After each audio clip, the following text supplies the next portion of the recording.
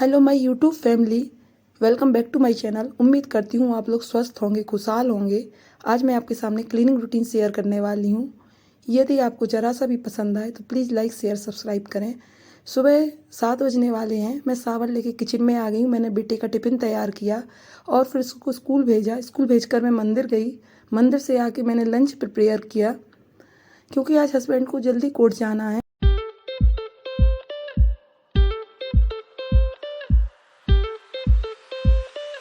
Lunch prepare करने के बाद मैंने थाली परोस दी है, उनको खाने के लिए बुलाया है और मैं नीचे हस्बैंड को छोड़ने आई हूँ। उनके जाते समय मैं रोज़ उनको छोड़ने आती हूँ।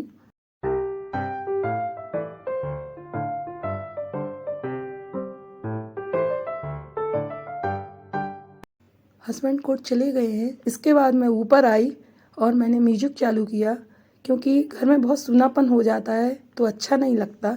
म्यूजिक सुनते सुनते मैंने कपड़े वॉश किए।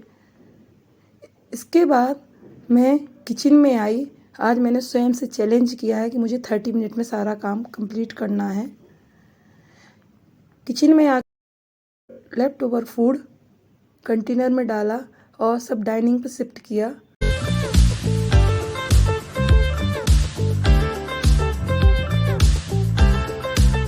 जो फ्रिज में रखने का था वो फ्रिज में शिफ्ट कर दिया है।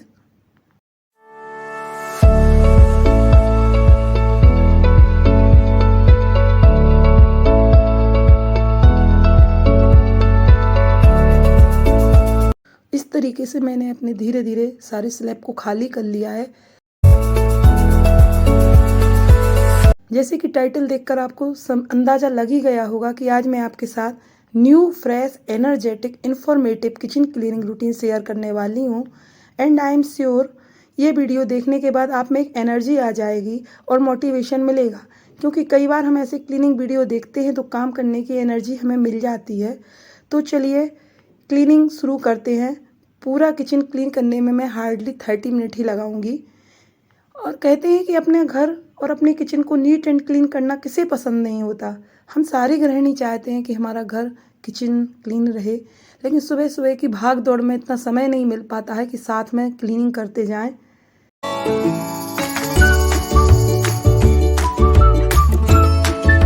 हस्बैंड और बच्चों के जाने के बाद आई थिंक हम सारी महिलाएं ही अपनी सफाई करते हैं।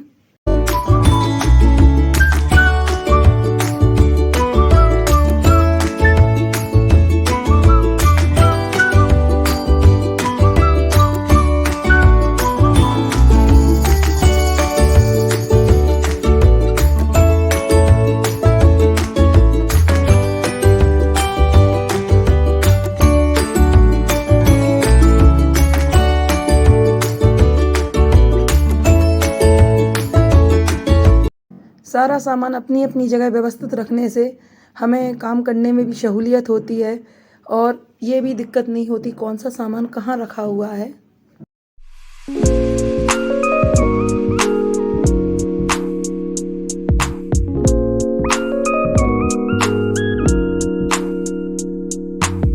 सारे बर्तन वगैरह हैं, मैं सिंक में रखते जा रही हूँ। सिंक देखिए कैसे भर गई है, बर्तन उछल उछल कर बाहर आ रहे हैं। ब्रेकफास्ट और लंच सारा काम एक साथ होने से बर्तन भी बहुत हो जाते हैं।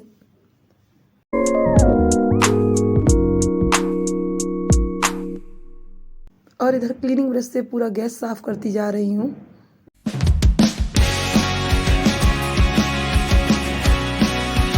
ये बहुत अच्छा ब्रश है, इससे सारा फूड पार्टिकल पेपर पर आ जाएगा।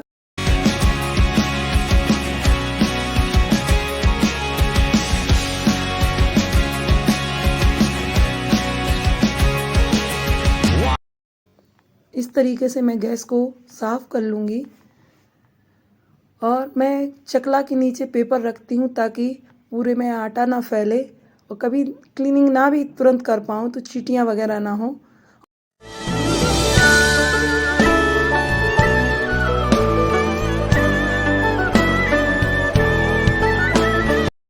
इससे पूरे फूड पार्टिकल, पूरी नीचे की गंदगी, जो भी कचरा वगैरह हो वो सब डस्टबिन में भर रही हूँ।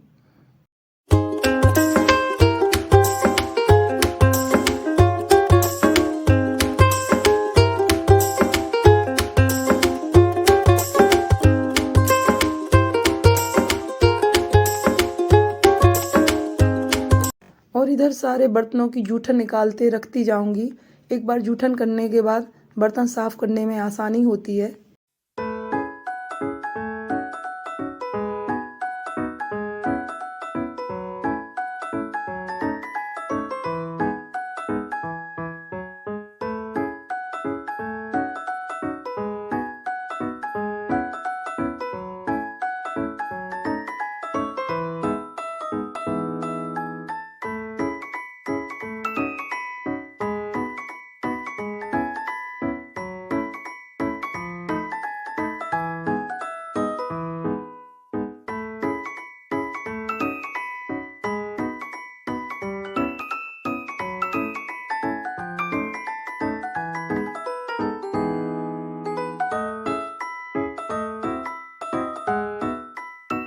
बर्तन साफ करते करते कुछ कविताएं वगैरह गुनगुनाती जा रही हूँ।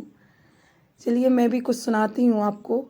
किसी ने क्या खूब कहा है, स्त्रियाँ कुछ भी बर्बाद नहीं होने देती, वो सहेजती हैं, संभालती हैं, ढकती हैं, बांधती हैं, उम्मीद के आखिरी छोर तक, कभी तुरपाई करके, कभी टाँका लगा के, कभी धूप दिखा के, कभी हवा झला के, कभी छाँट कर, कभी बीन कर, कभी तोड़ कर, कभी जोड़ कर।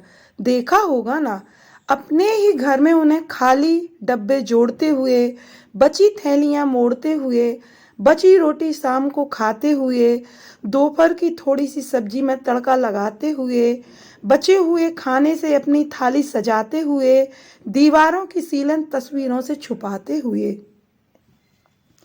फटे हुए कपड़े हों, टूटा हुआ बटन हो, पुराना अचार हो, सीलन लगे बिस्किट चाहे पापड़ हो, डिब्बे में पुरानी दाल हो, गला हुआ फल हो, मुरझाई हुई सब्जी हो, या फिर तकलीफ देता रिश्ता, वो सहेजती हैं, संभालती हैं, ढकती हैं, बांधती हैं, उम्मीद के आखिरी छोर तक। इसलिए आप अहमियत रखिए, वो जिस दिन मोह मोड़ेंगी तुम ढूंढ नहीं पाओगे। मकान को घर बनाने वाली रिक्तता उनसे पूछो जिन घर में नारी नहीं, वो घर नहीं मकान कहे जाते हैं। और इसी कविता के वाचन के साथ मैंने गैस पर थोड़ा सा क्लीनिंग सप्लायर डाल दिया है जिससे उसको साफ़ करने में दिक्कत ना हो। और अब मैं बर्तन साफ़ करती जा रही हूँ। ये कविता जो मैंने आपको सुनाई है ये इतना मोटिवेट करती है, कभी कभी मन किसी बात से उदास होता है तो बहुत शांति सुकून अनुभव होता है।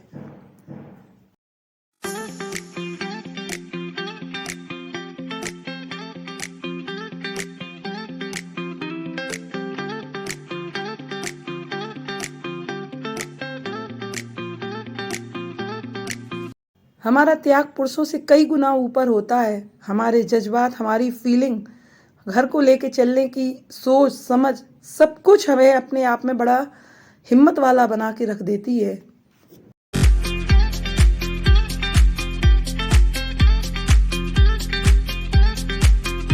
कहते हैं जब हम अपने घर में होते हैं, मायके में छोटे रहते हैं, बड़े हुए, कभी वहाँ इतना काम नहीं करते हैं, लेकिन जब हमारी शादी हो जाती है तो किस तरीके से हम बिना किसी को बोले अपनी जिम्मेदारियां अपने ऊपर ले लेते हैं।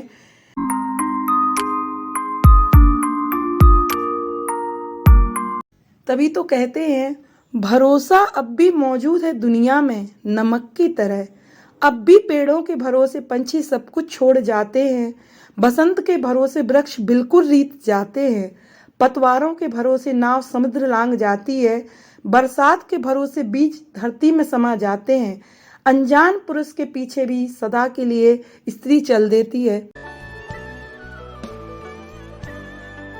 यही हम सारी महिलाओं की कहानी होती है। हम कब दूसरे के घर को अपना घर मान लेते हैं शादी के बाद, कभी पता ही नहीं लगता। कितने मन से, तल्लीनता से हम अपना काम करते जाते हैं बिना किसी शिकायत शिकवा के। और इधर मैंने बर्तनों को साफ़ करके रख लिया है और स्लैब को साफ़ कर रही हूँ।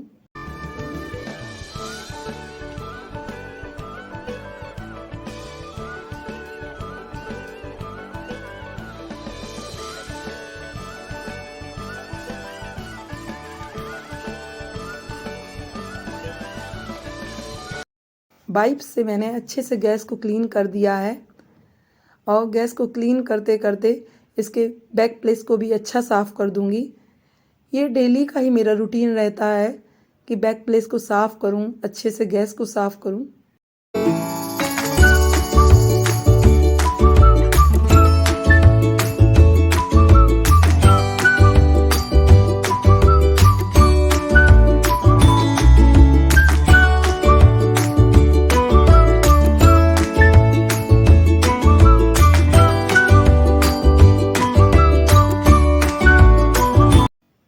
ऐसा नहीं है कि हमारे मन में कोई विचार ना चलता हो, कोई दिमाग में कोई चीज़ ना आती हो। काम करते करते हमारे दिमाग में भी कई प्रकार के ख्याल आते हैं। कभी मन दुखी भी होता है, कभी खुश भी होता है। ये सारी परिस्थितियां हमारे साथ चलती रहती हैं। जब मैं कभी ऐसी निराशाजनक परिस्थिति में फंसती हूँ तो मैं मुनि श्री क्षमा सागर जी की ये लाइनें याद कर लेती हूँ, उनकी पंक्तियाँ याद करती हूँ, जिसमें उन्होंने कहा है कि हे प्रभु, जब हालात बुरे हों सुंदर ढंग से कैसे जिएं यह हमें सिखाओ। जब सभी पासे उल्टे पड़ रहे हों हास और आनंद कैसे न गवाएं यह हमें सिखाओ। जब परिस्थिति ऐसी हो कि मन में गुस्सा आए शांत कैसे रहे यह हमें सिखाओ। जब काम बड़ा कठिन लग रहा हो उसमें लगन से कैसे जुटे रहें यह हमें सिखाओ। जब कठोर आलोचना और निंदा की झड़ी बरसे उसमें से काम की बातें कैसे चुन लें यह हमें सिखाओ। प्रलोभन प्रशंसा और खुशामद के बीच तटस्थ कैसे रहें यह हमें सिखाओ। जब चारों ओर संकट घिर आए श्रद्धा डगमगाने लगे मन निराशा की गर्त में डूब जाए धैर्य और शांति से तुम्हारी कृपा की प्रतीक्षा कैसे करें यह हमें सिखाओ। शांति हृदय मेरे में भर दो, शांति हृदय में मेरे भर दो, मेरा अंतस निर्मल कर दो, सत पथ पर ही बढ़ती जाऊं, भगवन बस तुम इतना कर दो, भगवन बस तुम इतना कर दो।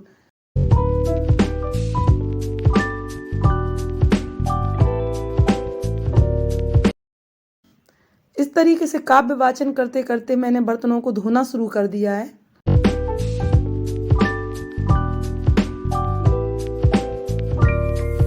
जब मैं कोई भजन वगैरह कविताएं गुनगुनाती रहती हूँ तो बड़ा मोटिवेशन मिलता है।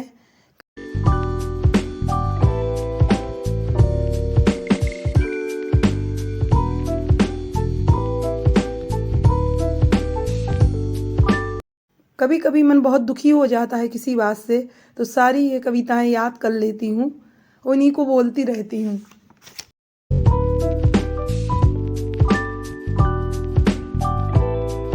मुझे उम्मीद है आपको भी मेरी ये कविताएं पसंद आई होंगी।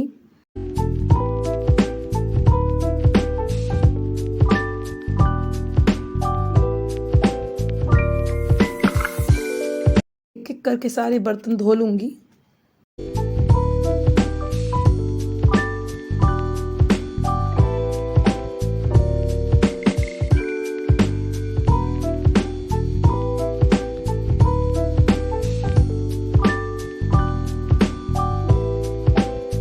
बर्तन धोते धोते ईश्वर से संबंधित एक कविता और आपके सामने वाचन करती हूँ।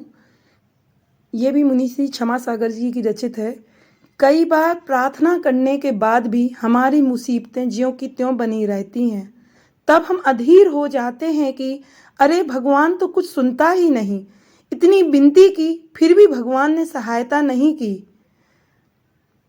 तो हमें तत्काल हल चाहिए, आज के आज, और वह भी हमारी पसंद का हल चाहिए। अपनी सारी क्षुद्रता और मूर्खता से चिपके रहकर हम तुमसे शांति चाहते हैं, लेकिन तुम्हें किसी बात की जल्दी नहीं। जवाब देने का तुम्हारा अपना ढंग है, जवाब देने का तुम्हारा अपना समय है।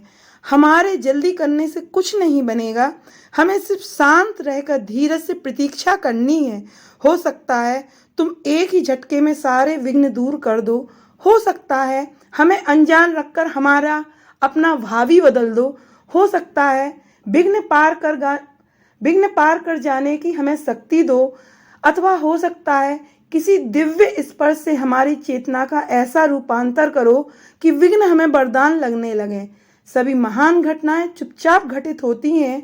तुम्हारी कृपा विधान भी हमें चुपचाप ही समझ में आता है, किंतु हमें इतना तो भरोसा है कि हम सच्ची उत्कंठता से प्रार्थना करें तो तुम्हारी सहायता मिलेगी ही, चाहे उसका स्वरूप हमारी कल्पना से कहीं भिन्न हो।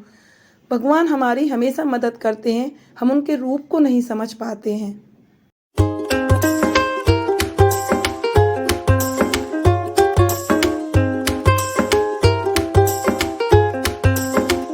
ये क्षमा सागर जी की कविताएं इतना मोटिवेट करती हैं कि मन में बड़ी शांति फील होती है। इसीलिए मैं इनका वाचन करते जा रही हूँ, और वाचन करते करते मेरे सारे बर्तन धुल गए हैं।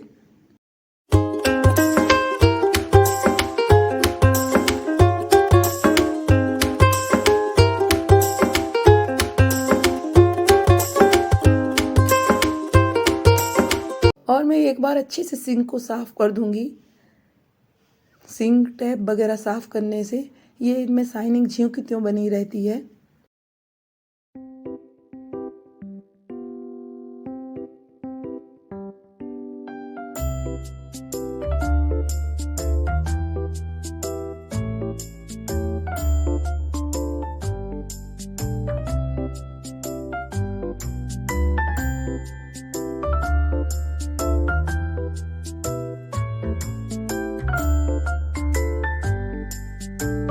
और मैं यहाँ झाड़ू निकाल रही हूँ। थोड़ा भी जो कचरा वगैरह पड़ा होगा वो सारा डस्टबिन में समेट लूँगी।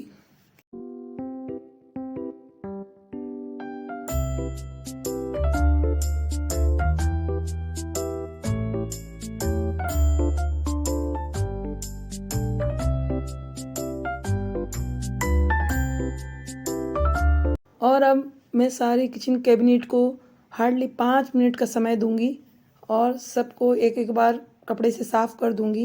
डेली साफ़ करने से इस पर वो तेल घी वाली चिकनाई नहीं जम पाती है।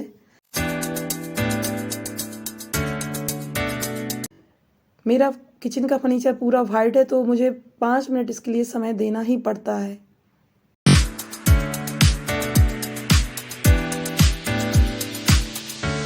सारे कैबिनेट बाहर से साफ़ कर दूंगी। अंदर से कैबिनेट वीकली या मंथली ही क्लीन करती हूँ, इतना गंदे नहीं होते हैं, लेकिन बाहर से 5 मिनट सब पर कपड़ा पोंछती जाऊंगी। जो भी पानी वगैरह गिरा हो या कोई फूड वगैरह गिरा हो वो सब साफ़ हो जाएंगे।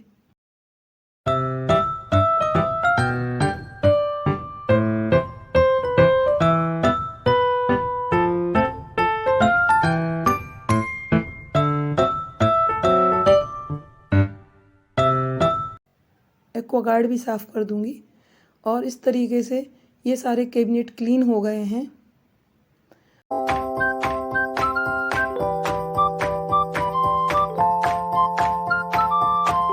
और इसमें जो कपड़ा वगैरह यूज हुए हैं वो मैं सिंक में ही वॉश कर देती हूँ। और एक बार थोड़ा सा पोंछा वगैरह किचन में कर दूंगी, तो किचन पूरा साफ़ हो जाएगी। जितना भी ज़मीन में पानी वानी गिरा हुआ है सब साफ़ हो जाएगा। इस तरीके से मेरी पूरी किचन क्लीन हो रही है। और मैं बाहर से हाथ धोकर आई हूँ, सिंक में हाथ नहीं धोती हूँ। एटलीस्ट जब बर्तन धोऊँ तब तो नहीं धोती हूँ। और इसके बाद आकर तसल्ली से और सुकून से चेहरे पर स्माइल लाकर पानी पिया है। बहुत खुशी हुई, सारा काम हो गया। आपसे भी बात करती गई, उधर अपनी कविताएं भी गुनगुनाती गई और सारा काम कंप्लीट हो गया है। आप देखिए मेरी किचन कैसी लग रही है, एकदम शीशे की तरह साफ ना।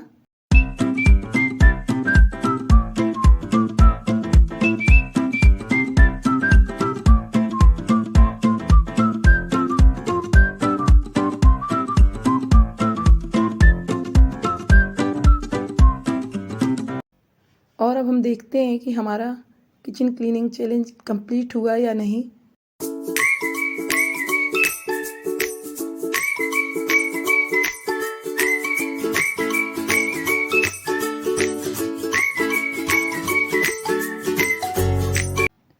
अगर आपको मेरा वीडियो ज़रा भी इंफॉर्मेटिव लगे, थोड़ा सा भी हेल्पफुल लगे या वीडियो का कोई भी पार्ट पसंद आओ तो प्लीज़ लाइक शेयर सब्सक्राइब करें।